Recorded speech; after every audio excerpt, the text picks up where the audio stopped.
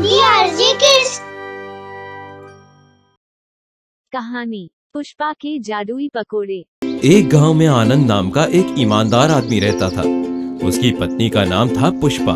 आनंद गांव के जमींदार के खेतों में काम करता था। अरे ओ पुष्पा, कहाँ हो? हाँ जी आई, आपके लिए पकोड़े बना रही हूँ। पुष्पा पकोड़े लेकर आती है। आनंद पकोड़े खाता है। वाह, तुम्हारे हाथ के बने पकोड़े का जवाब नहीं है। तब तो अब आप काम धाम छोड़ दीजिए और बस घर में बैठकर पकोड़े खाइए हंसते हुए। दूसरे दिन जब आनंद जमींदार के खेत पर काम करने जाता है। आनंद, अब तुम्हारे काम पर आने की जरूरत नहीं। क्या हुआ जमींदार जी, मुझसे कोई गलती हो गई? तुमसे कोई गलती नहीं हुई है। दरअसल मैंने अपनी जमीन का सौदा कर दिया है। शहर का व्यापारी इस जमीन पर बहुत बड़ी जूतों की फैक्ट्री बनाएगा।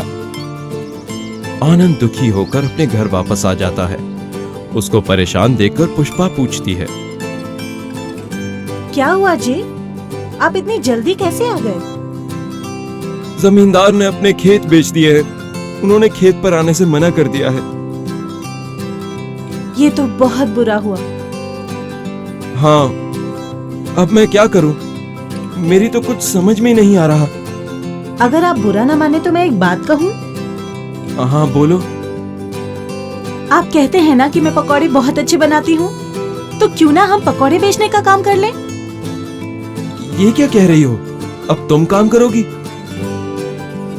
हम दोनों करेंगे जी।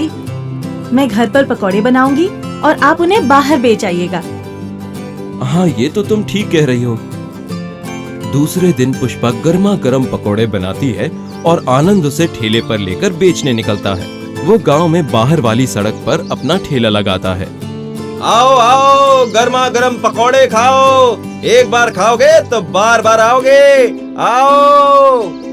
बंटी और उसका दोस्त बबलू ये सुनकर आपस में बात करते हैं। अरे वो देखो, आनंद भैया पकौड़े बेच रहे हैं।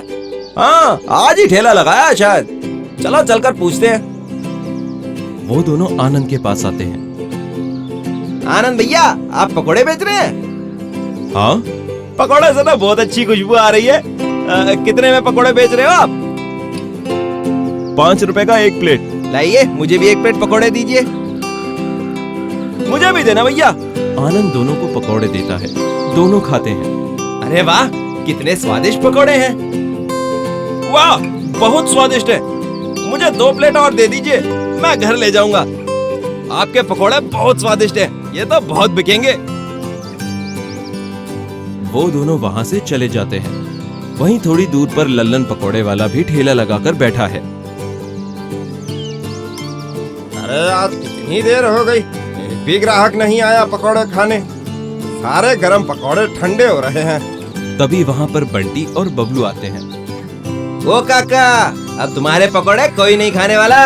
आनंद भैया के पकोड़े तो कमाल के हैं। हाँ काका, उनके पकोड़े खाकर हमको समझ में आया कि आपके पकोड़े उनके सामने एकदम बकवास हैं।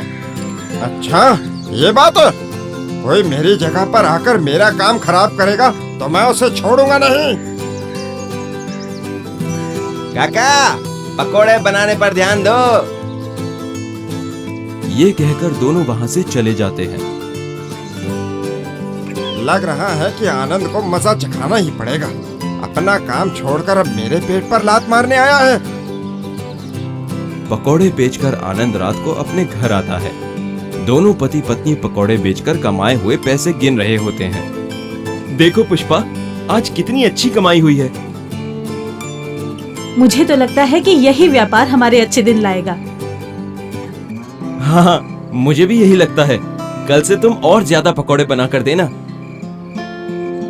हाँ जरूर, मैं खूब मन लगा के पकोड़े बनाऊंगी। ऐसे पकोड़े बनाना कि हमारे पकोड़े का नाम दूर दूर तक मशहूर हो जाए। अगर ऐसा हुआ तो हमारी सारी परेशानियां खत्म हो जाएंगी। दूसरे दिन जब आनंद पकोड़े बेच रहा होता है, तभी लल्लन अपना ठेला लेकर आता है। गर्मा गर्म पकोड़े के साथ स्पेशल चटनी फ्री। आओ आओ, चटनी के साथ पकोड़े खाओ। बंटी और बबलू के अलावा और भी ग्राहक आनंद के ठेले पर पकोड़े खा रहे होते हैं।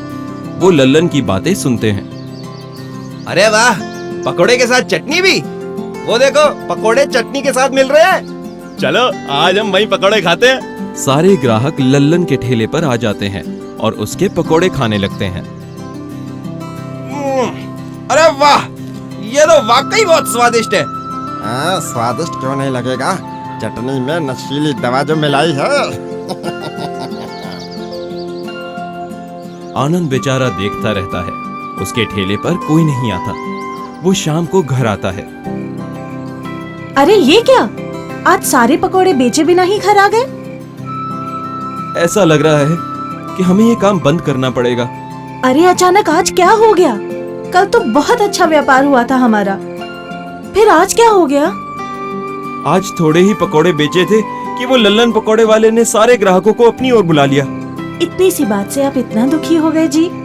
दुखी होने की तो बात ही है कि ग्राहक हमारे पकोड़े ना खाकर उसकी तरफ जा रहे हैं। इससे हमारी कमाई कैसे होगी? लेकिन उसने ऐसा क्या किया जो सारे ग्राहक उसके पास चले गए? वो पकोड़े के साथ कोई स्पेशल चटनी दे रहा है और सब लोग उसके पास 5-5 प्लेट पकोड़े खा रहे हैं। 5-5 प्लेट? इतने पकोड़े लोग खा रहे हैं? हाँ, ऐसा लग रहा था कि जैसे उसने चटनी में कुछ मिलाया है, वरना एक एक आदमी इतने पकोड़े कैसे खा सकता है? आप दुखी मत होइए, हम सच्चाई से अपना काम करेंगे तो भगवान भी हमारा साथ देगा। आप कल फिर से जाना पकोड़े बेचने। दूसरे दिन आनंद फिर पकोड़े बेचने जाता है। लल्लन भी वहीं अपना ठेला लगाकर खड़ा है। आओ आओ, स्पेशल चटनी के साथ पकोड़े खाओ। लल्लन के ठेले पर ग्राहकों की भीड़ लगी हुई है। सब एक के बाद एक एक और प्लेट पकोड़े लेकर खा रहे हैं। पता नहीं मेरा क्या होगा, एक भी ग्राहक मेरे पास नहीं आ रहा है। तभी एक बूढ़ा बाबा लल्लन के ठेले पर आता है और उससे कहता है, अरे बेटा, मुझे भी कुछ पकोड़े खिला दो, बहुत भूख लगी है। बाबा पैसे दो तो पकोड़े दूं। लेकिन बेटा मेरे पास तो पैसे नहीं है। मैं मुफ्त में पकोड़े नहीं देता, पता नहीं कहाँ कहाँ से आ जाते हैं। निकलो यहाँ से। बूढ़ा बाबा वहां से जाने लगता है। तभी आनंद उन्हें आवाज देकर बुलाता है। बाबा, ओ बाबा, इधर आइए। बूढ़ा बाबा उसके पास जाता है। क्या हुआ बाबा, बहुत भूख लगी है? हाँ बेटा, बहुत भूखा हूँ, लेकिन मेरे पास पैसे नहीं है जो खरीद कर खा सकूं। कोई बात नहीं बाबा, आप बिना पैसों के ही खा लीजिए। ये सुनकर आनंद बूढ़े बाबा को पकोड़े देता है। बाबा पकोड़े खाते हुए कहते हैं, ये तो बहुत स्वादिष्ट पकोड़े हैं। इतने अच्छे पकोड़े कोई क्यों नहीं ले रहा है? पता नहीं बाबा, यहाँ कोई मेरे पकोड़े नहीं खा रहा। उसके पास कोई स्पेशल चटनी है। तुम निराश ना हो बेटा, ऊपर वाला सब देख रहा है, तेरी मेहनत बेकार नहीं जाएगी। तभी वहाँ पुलिस की जीप आ जाती है और उसमें से इंस्पेक्टर निकलता है और वो लल्लन के पास जाकर कहता है, बहुत चटनी खिला रहा है लोगों को, अब मैं तुझे डंडे खिलाता हूँ। लेकिन साहब, मैंने क्या किया है? चटनी में नशीली दवा मिलाकर लोगों को खिला रहा है। तेरा सप्लायर पकड़ा गया है और उसने तेरा नाम बताया है।